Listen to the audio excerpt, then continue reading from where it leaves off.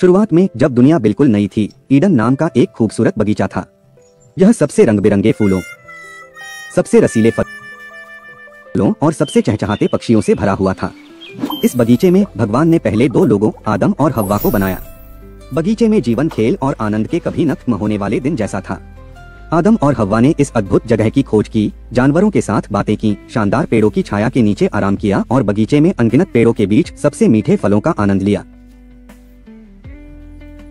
अच्छे और बुरे के ज्ञान का पेड़ बाहर खड़ा था। परमेश्वर ने आदम और हव्वा को केवल एक ही नियम दिया था, इस पेड़ का फल मत खाओ, लेकिन जिज्ञासा एक शक्तिशाली चीज है। एक दिन एक डरपोक सांप हव्वा के पास आया। यह एक आकर्षक विचार फुसफुसाया, फल खाओ और तुम भगवान के समान बुद्धिमान हो जाओगे। आपको अच्छे और बुरे के बीच का अंतर पता चल जाएगा। फल बहुत आकर्षक, बहुत स्वादिष्ट लग रहा था और ज्ञान का वादा बहुत लुभावना था। ईव ने हाथ बढ़ाया, फल उठाया और काट लिया। उसने कुछ एडम को दिया, जिसने भी खाया। लेकिन जैसे ही उन्होंने फल का स्वाद चखा, उनकी आंखें एक ऐसे तरीके से खुल गईं जिसकी उन्होंने उम्मीद नहीं की थी। उन्होंने चीजों को अलग तरह से देखा और महसूस किया कि उन्होंने ईश्वर की अवज्ञा की है। उन्हें डर और शर्मिंदगी महसूस हुई, ऐसी भावनाएं जो उन्होंने बगीचे के आनंद में कभी नहीं देखी थीं। जब परमेश्वर को पता चला कि उन्होंने क्या किया है, तो वह उनकी अवज्ञा से बहुत दुखी हुआ। परिणाम स्पष्ट था, वे अब अदन में नहीं रह सकते थे। गार्डन छोड़ना कठिन था। अदन के द्वार उनके पीछे बंद हो गए और पहली बार उन्हें जीवन की कठोरता का दंश महसूस हुआ। ईडन के बाहर दुनिया उबड़-खाबड़ और जंगली थी।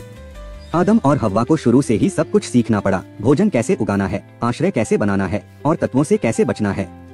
जीवन अब आनंददायक खोजों की श्रृंखला नहीं, बल्कि अस्तित्व के लिए संघर्ष था। इस नई दुनिया में उन्होंने जीवन के पूर्ण स्पेक्ट्रम, खुशी और दुख, सफलता और विफलता, जन्म और मृत्यु का अनुभव किया। वे माता पिता बन गए, ऐसे बच्चों का पालन पोषण करना जिनका आगे चलकर पूरे देश में अपना परिवार फैलेगा।